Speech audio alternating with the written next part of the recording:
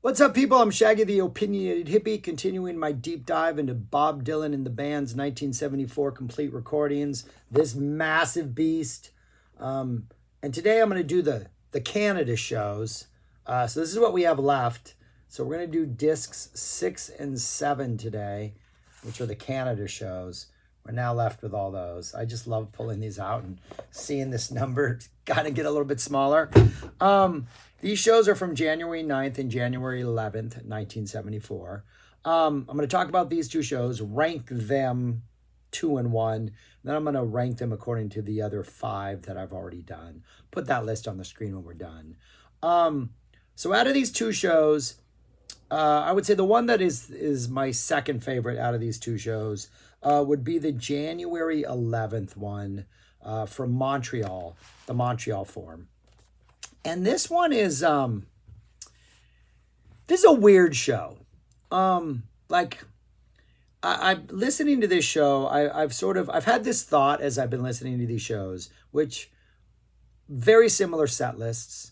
There's like an electric first half that pretty much one song is kind of changing. Maybe 2 songs are changing every time. Now that we're like 6, 7 shows in, you get a series of 4 songs at the end. Sometimes different songs, but those are pretty solidified.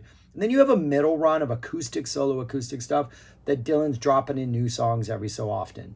And so even though it's the same songs over and over and over again, it really feels like each one Bob is approaching in a different way. So I have this theory that what Bob is doing, and maybe there's an explanation out there as to his approach to these shows, I don't know. But that he goes into each show and literally like picks a word and says, I want this word to define how I approach these songs. Like angry. I want to just have anger during the songs, or resignation, or hope, or joy, or surrealism. Like some of them just feel a little weirdly off. This one, it seems like the word is uncomfortable or unsettling or just not right. I don't know. There is weird energy throughout this entire thing. And certain songs, which are highlights on other shows, like consistent highlights night after night, just like Tom Thumb's Blues, Ballad of a Thin Man, are like sluggish and weird and feel like Dylan's just coming at him in a different way. And there are just a lot of moments in here where I'm just like, this is weird.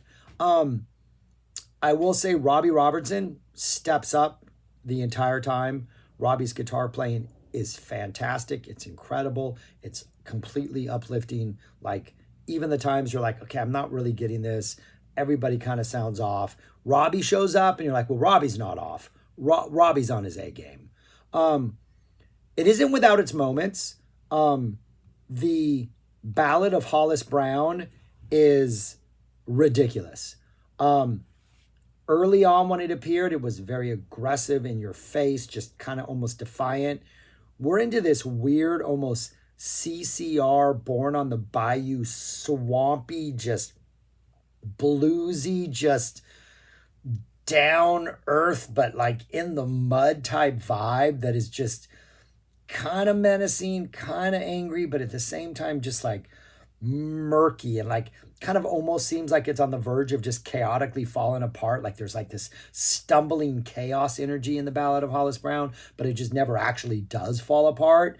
It, I think, makes this entire show like almost worthwhile because it's kind of sitting right there in the middle.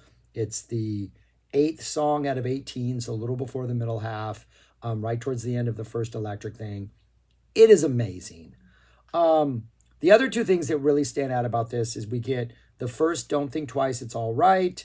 We also get the first Gates of Eden, both which sound great. Like right away in the Don't Think Twice, It's All Right, like the second line, he's all like, we're getting really low and like just dropping his tone really low, the register really low on the second lyric. And you're like, all right, he's playing around with this. And then the Gates of Eden just kind of sounds serious and focused and delivered and just like he's killing it. Those are really the highlights. The other really notable thing about this is it opens and closes with most likely You Go Your Way and I'll Go Mine. Bob had been changing that opening song, for the first several shows. I think from here on out, I have a feeling this is what we settle into is most likely You Go Your Way, I'll Go Mine, I think is the opening song from here on out. It's interesting that he opened and closes this set with it. The first one the opener feels a little more restrained. It feels a little more like we're not gonna lay it all out there. It's the opening song. We got a long way to go. When we get to the end, it almost feels like the narrator, like Rod Serling is back going, all right, we're back with this song. Did you enjoy that show? What were your thoughts? Yeah, it was a weird one. We took you to some weird places, but we're going to end with this. And the last one is more typical of like the closing versions we had in earlier shows. Just a fascinating show. You get the most likely Your Way, Lay Lady Lay, just like Tom's. I Don't Believe You, She Acts Like We Never Met, is in there. It's back. It had been dropped, I think, in the previous show. Not kind of nice long intro before we get to the vocals. This one kind of works well. It Ain't Me, Babe, which I think is the most nondescript It Ain't Me we have so far. Kind of reggae-ish early, but I don't know, something off about this one. The Ballad of a Thin Man, which just feels off.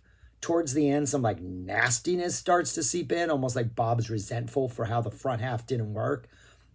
Doesn't quite redeem it, but kind of redeems it. All Along the Watchtower, in which Robertson is just smoking. Ballad of Hollis Brown, Knocking on Heaven's Door. For the acoustic set, The Times They Are a Changin' is back. We're getting that every couple shows. Don't Think Twice, Gates of Eden.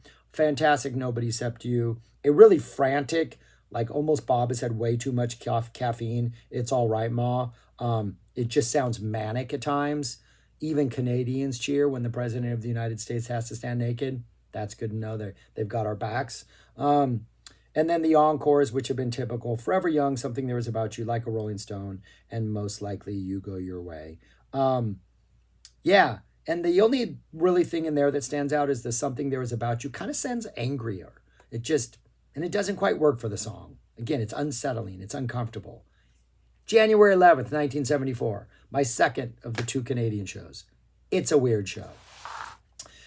My number one of the Canadian shows is the January 9th show. This one is, I would say the word that defines this one is urgent. Let's play this with some rock urgency. We get our first, and I believe only, It Takes a Lot to Laugh, It Takes a Train to Cry. Really solid. Doesn't necessarily blow the roof off the sucker, but it's pretty good. This is in that the slot where I Don't Believe You, Tough Mama would go. It sits right in that slot. We get a really good Ballad of the Thin Man, the intro. They're letting it seep a little bit longer. Really nice kind of piano guitar intro. A little bit longer than we had the last couple of shows. And Robbie's guitar. There's a point in one of the verses where Robbie's just like the entire time, just underneath the voice. Just this like really throttling guitar energy that just adds it almost sounds like electricity. Pretty fantastic. The Ballad of Hollis Brown, much more of a slow burning blues stomp. Robbie's adding flavor all over the place. Definitely not quite as swampy as the next show. Maybe not as good as the next show. I think that next one is just so amazing, but it's still probably one of the best things in here. The Ballad of Hollis Brown, each of the performances so far in this box set have just been home runs. We get a Girl from the North Country. This is, I think, the second of two. Raspy, ragged vocal in here. This one feels a little more wearier as the song goes on than the earlier performance we got. We also get a fantastic wedding song. This wedding song, almost sounds angry. Sounds like it could have fit on Blood on the Tracks as sort of an idiot wind. Put it on side B, and it would be like maybe a good, interesting tone balance to Idiot Wind. It just seems like a song that really would fit on Blood on the Tracks, this version in particular. And then All Right Ma, It's Only Bleeding, Bob's guitar playing just seems on the next level. I don't know. This is the one where like what he's doing during the verses, like the little finger picking he's doing, really, really, really seems to stand out. The performance is still driven and urgent and has this awesome drive to it, but there is something about his guitar playing in particular that kind of jumped out at me. Other than that, we get a Rainy Day Women as an opener, which I still don't think works as an opener. It's just a weird, we just, no, no, no, no, no, no, no, no, we're right into it. Robbie's playing is fantastic. I think this is the best version we have so far. A really rock version of Lay Lady Lay. Just like Tom Thumb's Blues, sounds weary, but purposefully weary, like the events in the story are wearing the narrator down, but then Robbie just comes in with this solo that just heightens the exasperation and just makes the song even better. It takes a train. It Ain't Me, Babe. It's just, I don't know, one of the most consistently just kind of there songs early on, I think. It takes a lot to laugh. We get a really good Ballad of a Thin Man, All Along the Watchtower. It's just they're all hitting on all cylinders. Robbie's on fire. Ballad of Hollis Brown, Knocking on Heavy Door. I'm won over on Knocking on Heaven's Door. Before I started this series, I really would have argued that the only version that ever should have existed was the original studio version that Dylan did. He's selling me it. Like, I'm convinced that he can do this song live. He can make it work. And part of it is just sort of the fact that he's mixing it up in every song, and there's a bigness to it, and I don't know why. Like, it seems like every other artist who covers this, they bring this solemnness to it and this like seriousness. And Bob's not bringing that. He's bringing this big rock energy. Like, yeah, I'm knocking on Heaven's door. What are you going to do about it, man? That's part of life. And I like that. And it's helped me come to accept, open to the idea that other artists can maybe cover it in an interesting way. Don't know any who do, but Bob, you can do it live. We get to Just Like a Woman, which is fantastic. A very urgent, almost disorienting vibe because it's a rock vibe. Girl from the North Country, fantastic wedding song. Nobody Except You, which is always amazing. And It's All Right, Ma. And then the encores, we get a Forever Young, fantastic closing Robbie solo.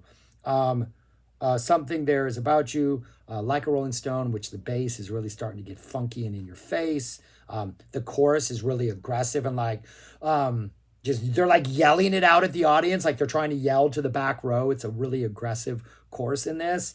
And then Most Likely You Go Your Way and I'll Go Mine. Bob's over exaggerating the vocals. He's got some sass in there. It's really that opening riff. Fantastic. Two really interesting shows, man. One very urgent with some rock flavor. The other one, that was me trying to get the lights back on. I don't know why the thing keeps dimming. Or maybe it's just me. The first one, the 9th, I think the better one just because it's more consistent. Second one, the 11, kind of confuses me at times, but as maybe the best Ballad of Hollis Brown I've heard so far. Where would I rank these? If I had to rank them among the other ones, I have it right there. I put the 9th as number 3. That Philly and the Chicago shows, I think are just more consistently better. And then I have this 7th disc, the Montreal one, at number 5. I think those two Philly shows might just be more consistent from start to finish. But the randomness, like when I'm done with this project and I get to go back and revisit these, disc 7 is number 1 on my list, is something I want to spend more time with to kind of figure out what it is that feels off about this to me. Again, I'm only listening to these like 2 times because I'm trying to make it through the whole list in a relatively short amount of time, 27 discs. But interesting shows. Yeah, just fascinating. Pretty much hearing the same songs over and over again. How Bob's able to approach them and change them up and do interesting things. Yeah, the light sometimes comes back on. I don't know what's happening here. But anyways, that's all I got. Let me know your thoughts on these shows, your thoughts on Dylan, all that kind of stuff. Subscribe, like, share, comment. Do those things, please. And go listen to some Bob Dylan, man. If you can't afford this box set, it's like right around $100 for 27 discs. It's kind of worth it. The sampler is fantastic. None of these were on the sampler, which I don't know why, because I think that Ballad of Hollis Brown should have been. But yeah, check this out. It's really, really, really good stuff. That's all I got. Thanks for watching. Peace. Talk to you later.